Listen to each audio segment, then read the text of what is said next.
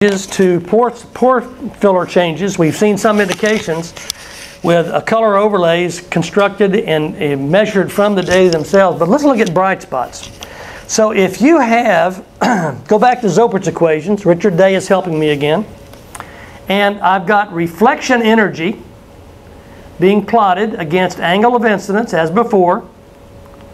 And the standard scene for, here's a shale, and layer 2 on the bottom is a sand, and the sand has brine in it, so it's a shale over sand with brine. You get this kind of a display, okay?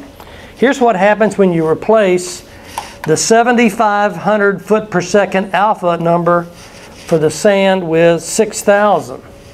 Okay, all I've done is take the brine and put in gas, and I get now 6,000 for alpha for that layer. And what happens?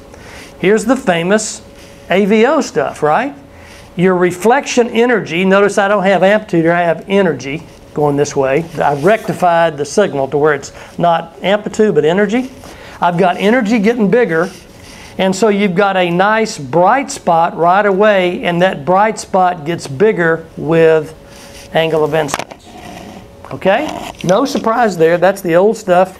So PP, PS, I'm sorry, PP and PS, yeah, with shale over sand with brine, and now I add gas, and that's the figure that, you know, everybody says AVO, there it is. But look what happens to the mode converted shear wave. It literally extinguishes it. So here's the cartoon. Here's the cartoon. Here's the axiom for PPPS and SS expiration for gas. And you could just insert hydrocarbons because you got, you know, you get hydrocarbons, you get all the various ends there. The PP data gets a bright spot. No surprise. AVO. Energy as a function of angle of incidence is big and gets bigger with offset. That's AVO. What about shear wave? You see nothing. It's boring. You know, because the shear wave says, I'm not looking at fluids, I don't care, you know, nothing to see. What does the mode converted shear wave do? It gives you a hole in the data. So there's your axiom for exploring with more than one body wave. Let's try it out. Sacramento Delta, this is 1984. Where are we? Yeah, it's worth telling. We're at Yuba City, Marysville in Northern California on the very northern part of the Great Valley, okay? We drive out from Yuba City, Marysville, and when we get to the volcano, we turn left. When we get to the volcano, we turn left. There's only one volcano in the Great Valley of California, and it's near our working area. So this was an area that was populated by lots of agribusiness, so we had to constantly buy beans and carrots and all this stuff when we go out and do seismic. But it's also an oil and gas area, really big gas area. And what's neat about it is San Francisco is 60 miles away, and there's 3 pipelines going by feeding all of the gas needs for cold all year round San Francisco. Piece of cake. Okay, here's the problem. Everybody said, oh, let's go out and work in the Great Valley. We'll find these little bright spots, and they're going to all be gas zones, right? Go back to my story. You go to the volcano and you take a left. You see the problem. So if you're working in the shadow of the volcano and you get one of these bright spots, it could be one of 2 things. A very bad day when you hit the sill or the dike, or you hit gas and you instantly got a customer and he puts it online in 2 weeks. You don't know which it is. But you do know if you play that axiom game, right? So here's a bright spot, line 19. You'll notice here's the basement rocks. Here's a little formation that's called the Capay. We're in the northern part of the Sacramento Delta, Great Valley of California, and we get a bright spot that shows up right here between the little red dots on there. There's the mode converted shear wave. P wave, mode converted shear wave. You'll see that, well, nothing, it's like no data. Let's look at another one. Here's a bright spot. Is that a gas thing? Look at the mode converted shear wave. You just end up with a white space. Here's 2 more. These are drilled and known. This is a bright spot here that's a gas field. Here's one here. Here's the mode converted shear wave. two places that are just like I mulled all the data in the area. And let's look at the comparison top to bottom. Here's the one I just showed. Okay, so there's the axiom. We tested it out, and it was one of those moments in your career you thought, you know, the science is fun, but I think I'm going to go out and get an independent and drill rig and just hit every one and sell it to San Francisco. I thought about it. I mean, this was shooting fish in a barrel, and Conoco was leaving the area. It was too small of a play. Conoco wanted to go out and catch big fish. These are small fish. And several of my friends did that. But I didn't. I like science better. But anyway.